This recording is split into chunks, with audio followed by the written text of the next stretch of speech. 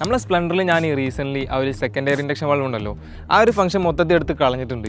അപ്പോൾ അത് എടുത്ത് കളഞ്ഞാൽ ഈ മൈലേജ് ഡ്രോപ്പ് വരുമോ എന്നുള്ള കാര്യമൊക്കെ സംശയം ഉണ്ടാവുമല്ലോ എല്ലാവർക്കും. അപ്പോൾ ആ ഒരു സംഭവം നമുക്കൊന്ന് ടെസ്റ്റ് ചെയ്ത് നോക്കിയാലോ. ആദ്യത്തെ ടെസ്റ്റിന് വേണ്ടി ഞാൻ ചൂസ് ചെയ്തത് ഇന്ത്യൻ ഓയിലത്തെ പെട്രോളാണ്. 1/2 ലിറ്ററിലാണ് നമ്മൾ മൈലേജ് ചെക്ക് ചെയ്യുന്നത്. പെട്രോൾ തീർന്ന വണ്ടിയിൽ പെട്രോൾ ഒഴിച്ച് റീഡിംഗ് എടുത്ത് മൈലേജ് ഞാൻ ടെസ്റ്റ് ചെയ്യാൻ തുടങ്ങി. ആദ്യത്തെ ഈ ഒരു ടെസ്റ്റ് ഒരു ഡെയിലി യൂസ് എന്നുള്ള രീതിക്കുള്ള ടെസ്റ്റാണ്. അതായത് ഒറ്റ സ്ട്രെച്ചിൽ ടെസ്റ്റ് ചെയ്ത് തീർക്കാതെ നോർമൽ ഒരാളെ യൂസ് ചെയ്യുമ്പോൾ ഓടുന്ന രീതിക്കുള്ള മൈലേജ് ആണ് നോക്കാൻ വേണ്ടി പോകുന്നത്. ഈ ഒരു ടെസ്റ്റ് അവസാനിക്കുമ്പോൾ വണ്ടിയുടെ മീറ്റർ റീഡിംഗ് ഇതേ ഈ കാണുന്നതാണ്. ഇങ്ങനെയുള്ള ഒരു ഡ്രൈവില് നമുക്ക് കിട്ടിയ മൈലേജ് 50 km/ലിറ്റർ ആണ്. മൈലേജ് അത്രയ്ക്ക് കുറഞ്ഞുകൊണ്ട് തന്നെ ഒന്നും കൂടെ ഒറ്റ സ്ട്രെച്ചിൽ ടെസ്റ്റ് ചെയ്യാനുള്ള തീരുമാനത്തിലാണ് ഞാൻ. രണ്ടാമത്തെ ഒരു ടെസ്റ്റിൽ നയര പെട്രോൾ പമ്പിൽ നിന്നാണ് ഈ പെട്രോൾ ഞാൻ വാങ്ങിച്ചത്. 54 രൂപയ്ക്ക് കറക്റ്റ് 1/2 ലിറ്റർ വാങ്ങിച്ചിട്ടാണ് ടെസ്റ്റ് ചെയ്യാൻ വേണ്ടി പോകുന്നത്. വണ്ടിയിൽ പെട്രോൾ കഴിഞ്ഞ് റീഡിംഗ് എടുക്കുമ്പോൾ, അതായത് മൈലേജ് ടെസ്റ്റ് തുടങ്ങുമ്പോഴുള്ള മീറ്റർ റീഡിംഗ് ഇതേ ഈ കാണുന്നതാണ്. ഒരു 50-60 സ്പീഡ് മെയിൻറ്റെയിൻ ചെയ്ത് എക്കണോമിയിലാണ് നമ്മൾ ഈ ഒരു ടെസ്റ്റ് ചെയ്യുന്നത്. ഞാനും മോട്ടനും കീശേരിയെല്ലാം പോയി വരുന്ന സമയത്താണ് പെട്രോൾ തീർന്നത്. പെട്രോൾ കഴിഞ്ഞപ്പോൾ വണ്ടിയുടെ മീറ്റർ റീഡിംഗ് ഇതേ ഈ കാണുന്നതാണ്. രണ്ടാമത്തെ ഒരു ടെസ്റ്റിൽ കിട്ടിയ മൈലേജ് 66 km/ലിറ്റർ ആണ്. കുറെ മുമ്പ് ഞാൻ ഇതുപോലെ ഒറ്റ സ്ട്രെച്ചിൽ ടെസ്റ്റ് ചെയ്ത സമയത്ത് എനിക്ക് 60 km/ലിറ്റർ ആണ് മൈലേജ് കിട്ടിയത്. എപ്പോഴും ഒരുപോലെ മൈലേജ് കിട്ടണമെന്നില്ല. നമ്മളെ റൈഡിംഗ് സ്റ്റൈല്, അതുപോലെ യൂസ് ചെയ്യുന്ന പെട്രോള്,